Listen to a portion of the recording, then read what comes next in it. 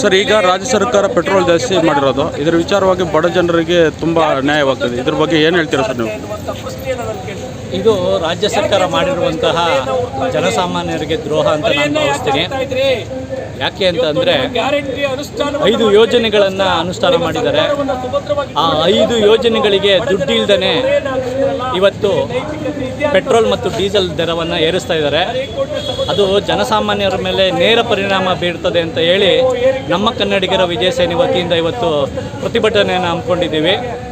ಇದು ಯಾಕೆ ನಾವು ಈ ಧೋರಣೆಯನ್ನು ಖಂಡಿಸ್ತಾ ಇದ್ದೀವಿ ಅಂತ ಅಂದರೆ, ಇದೇ ಸಿದ್ದರಾಮಯ್ಯವರು ವಿರೋಧ ಪಕ್ಷದಲ್ಲಿ ಕೂತಿದ್ದಾಗ ಪೆಟ್ರೋಲ್ ಮತ್ತು ಡೀಸೆಲ್ ದರವ ಏರಿಸಿದ್ದಕ್ಕೆ ಯಾಕೆ ಏನು ಪರಿಣಾಮ ಬೀರ್ತದೆ ಅಂತ ಅವರದ್ದೇ ವಿಡಿಯೋಗಳನ್ನು ಅವರೇ ಮತ್ತೆ ನೋಡಿದ್ರೆ ಅವ್ರಿಗೆ ಅರ್ಥ ಆಗ್ತದೆ.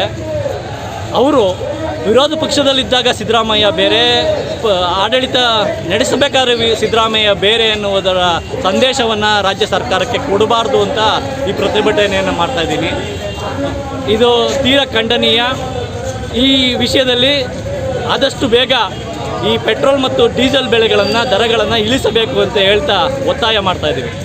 ಸರ್, 5 ಗ್ಯಾರಂಟಿಗಳು ಮಾಡಿದ್ದಾರೆ, ಅದರ ಮಾಡಿರೋದಕ್ಕೋಸ್ಕರ ಇದು ಪೆಟ್ರೋಲ್ ಜಾಸ್ತಿ ಮಾಡ್ತಾರೆ. ಖಂಡಿತವಾಗ್ಲೂ ಹೌದು.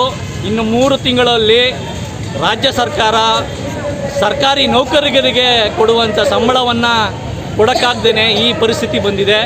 ಆಮೇಲೆ ಅನುದಾನಗಳು ಕೊಡ್ತಾ ಇದ್ದಾರಲ್ಲ, ಆ ಅನುದಾನಗಳಾಗಲಿ ಕಾಮಗಾರಿಗಳಾಗಲಿ ರಾಜ್ಯದಲ್ಲಿ ಎಲ್ಲೂ ನಡೀತಾ ಇಲ್ಲ. ಅವ್ರದ್ದೇ ಶಾಸಕರ ಇವತ್ತು ಅವ್ರಿಗೆ ಮುಗಿಬಿದ್ದಿದ್ದಾರೆ.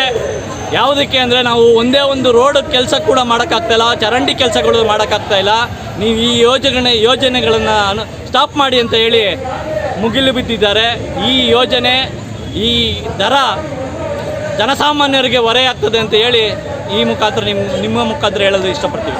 ಸರ್, ಈಗ ಬಡ ಜನರಿಗೆ ತುಂಬ ಕಷ್ಟ ಆಗ್ತದೆ. ತರಕಾರಿ ಆಗಲಿ, ಎಣ್ಣೆ ಆಗಲಿ, ಈ ಥರ ಸಾಕಷ್ಟು ಸಾಮಗ್ರಿಗಳು, ಅಡುಗೆ ಸಾಮಗ್ರಿಗಳು ಜಾಸ್ತಿ ರೇಟ್ ಆಗಿದೆ. ಅದರ ಬಗ್ಗೆ ನೀವು ಏನು ಹೇಳ್ತೀರಾ ಸರ್? ಇಲ್ಲ, ಖಂಡಿತವಾಗ್ಲೂ ನೋಡಿ, ಇದು ಚೈನ್ ಲಿಂಕು.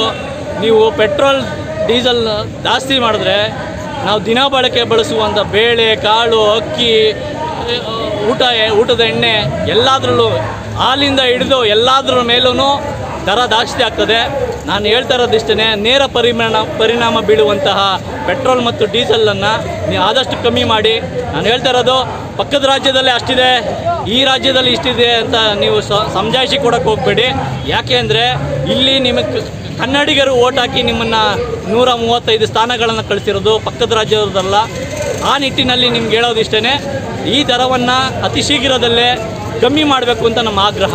ನಿಮ್ಮ ಹೆಸರು? ಮೋಹನ್ ಕುಮಾರ್ ಬಿ, ರಾಜ್ಯ ಮುಖ್ಯ ಸಲಹೆಗಾರರು, ನಮ್ಮ ಕನ್ನಡಿಗರ ವಿಜಯ ಸೇನೆ.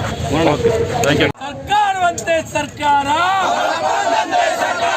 ಸರ್ಕಾರವಂತೆ ಸರ್ಕಾರ, ಬೇಕೇ ಬೇಕು, ಬೇಕೇ ಬೇಕು.